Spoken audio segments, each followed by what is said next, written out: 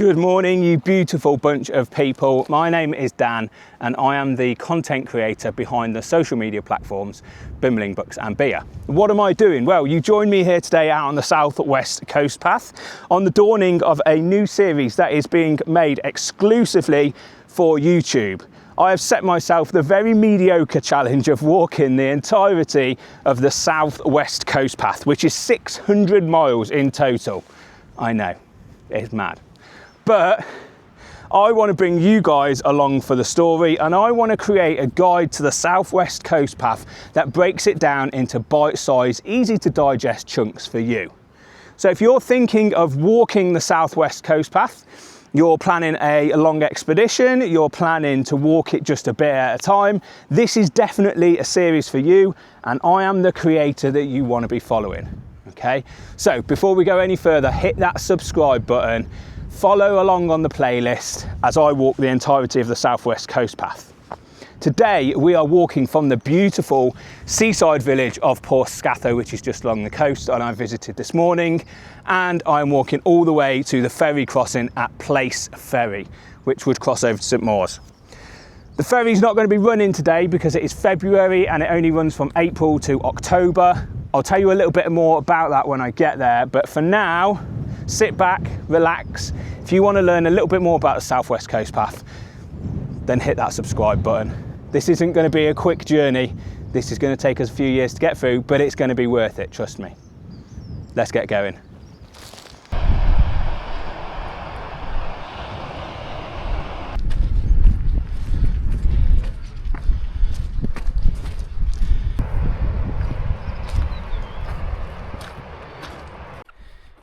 If you live in Cornwall in February 2026, you will know that it has been biblically wet.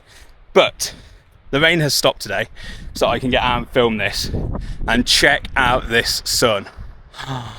Oh my God, look at that. Oh, so nice to have the sun on my face again, finally. This is what we like to see. If you are walking the coast path at this time of the year, it is very slippy and muddy, so make sure you've got the right equipment.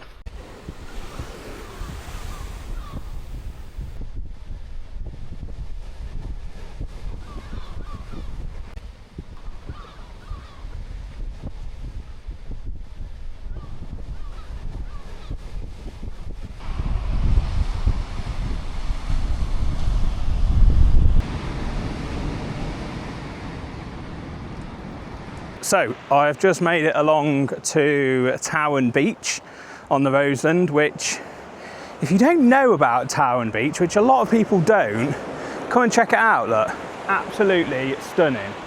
And the majority of the year it's like this, pretty empty. Especially at this time of year, it's absolutely stunning. I really like it over here. And because it's not very well known, yeah, it's usually pretty quiet. You can see seals quite regularly from sort of the headland that we're going to start walking around now. But the other thing that I really like about this here is that it splits this section of the coast path into possibly two shorter walks. Now today I am doing it in one walk. I'm walking from Porthscatho to Place Ferry, but I have parked just over the back of this hill in a National Trust car park called Porth. It is right next to a cafe called the Thirstea Co. Now, this cafe is insane. If you are walking the southwest coast path on this stretch, you have to check out the Thirstea. I'm not going in there today because I haven't got time. I've got a lot of filming to get done. But they do the most incredible pastel natas, which are like Portuguese little egg custards. They're my favourites. And the last time I went in there, they had just finished making them, so they were warm, had them with a beautiful latte. So yeah, this place here, see it just behind me, this building, is insane, Thirstea Company. If, like I said, if you're splitting this walk into two, then that's fine, you know. Everybody will walk these walks at their own pace. You don't have to do it the same way that I'm doing it. I'm just filming it so you can see it in slightly longer sections, so I'm going to be doing about 4.5–5 hours of walking today, taking in filming. But you can split this into two walks of about 2–2.5 hours. So you could start off parking at this car park here in Porth, there is a footpath that goes all the way along inland, across country to Porthscatho, and then you join the coast path and walk all the way back, which, where are we?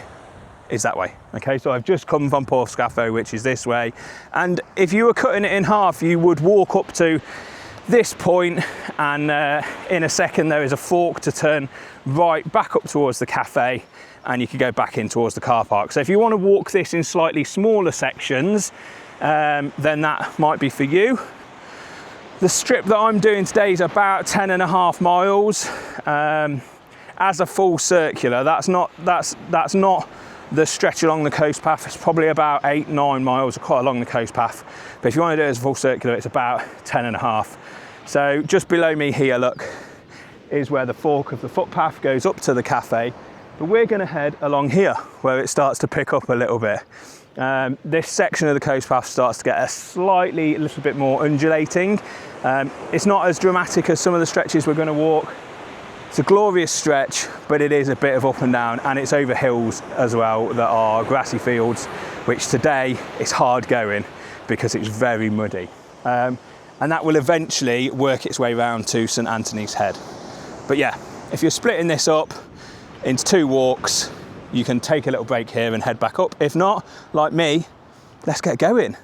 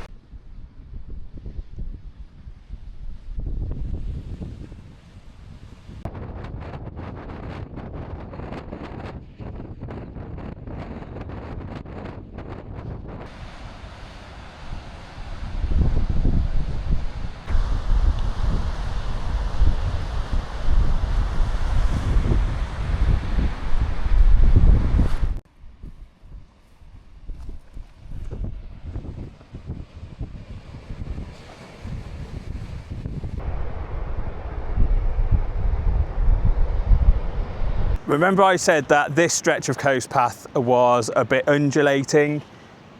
It's not as bad as I remember it being.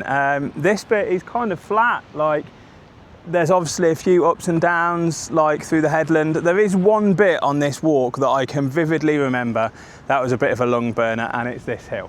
And I can't remember whether it's just this one or there's another one after it. I guess we'll find out.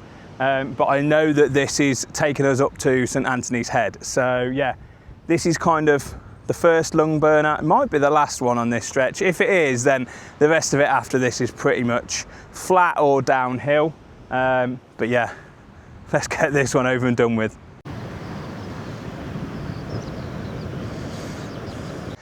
I did it.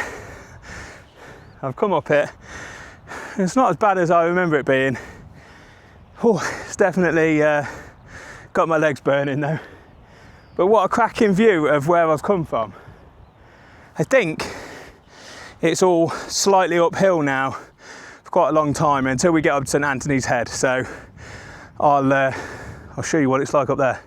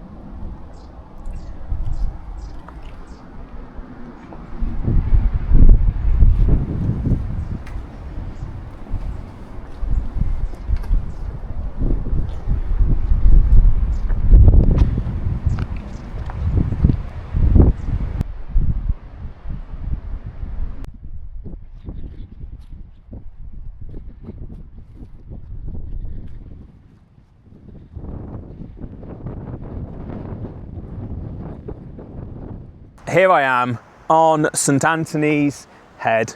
This is a pretty cool place to come and have a look. The history here is incredible, so make sure when you're doing this walk you stop at St Anthony's Head and really take it in.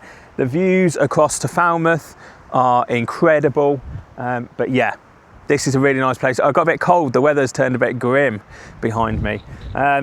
If you are walking this coast path as an expedition, then something worth bearing in mind is you are close to two of your ferry crossings here. So I'm going to stop today at Place Ferry crossing, which is not running at this time of the year. So you would get a ferry from Place across to St Mawes, and then you would also then get a ferry from St Mawes across to Falmouth. The ferry from St Mawes to Falmouth works all the time. It's running today. I've just seen it go across. The ferry from Place to St Mawes doesn't. And if you are walking this out of season, the season for that ferry running is April to October. If you are walking it out of season, the diversion is 13 miles up the Percuil River, which an extra 13 miles onto an already 600 mile long journey is a hell of a lot. So just throwing that out there, do what you want. If you get an extra 30 miles on it, that's up to you, but I'm just giving you the heads up that two ferry crossings here. Make sure you do your research before you try and do this all in one go if you are going to be doing it. I would advise doing it in season, anywhere between April and October. Right, I'm going to stop waffling, I'm going to carry on because my hands are cold and I've not got long to go.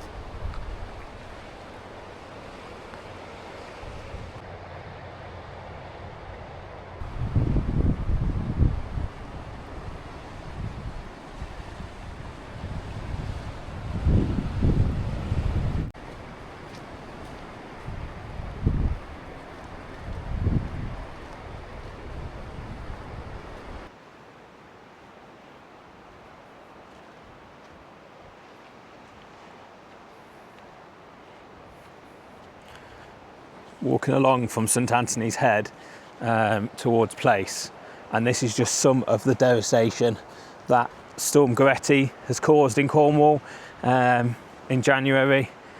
It's just mind-blowing, honestly. Some of these woods look like a war zone. They're literally blown up in places. Falmouth got really hit by Storm Goretti. So yeah, if you're watching this from anywhere else in the country and you're thinking, yeah, the people who live in Cornwall, they probably blew the storm up a little bit, it probably weren't that bad. It was. There are trees that I have seen uprooted across Cornwall in the last couple of weeks that are mind-blowingly big, and they've just been ripped clean out the ground. So, lesson to learn here, kids, global warming is no joke.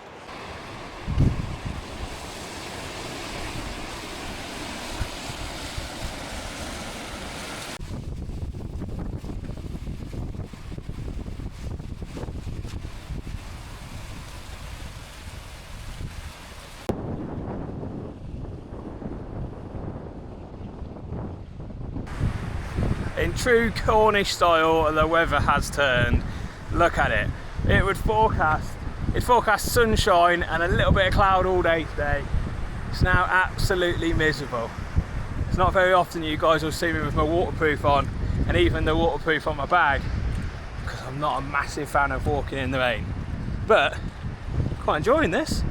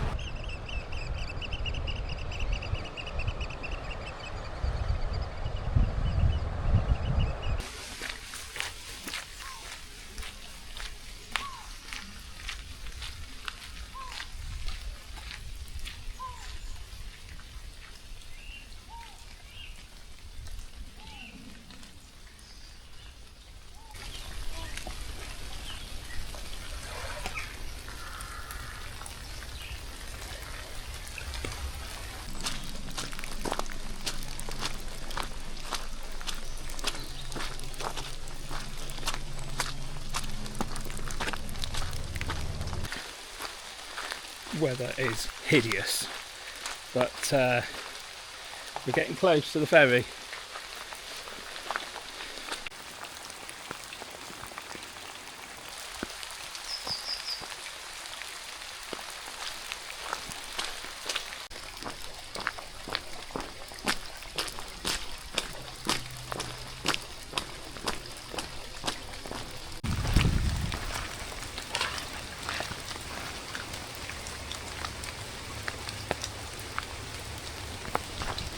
It's like something straight out of Downton Abbey, isn't it?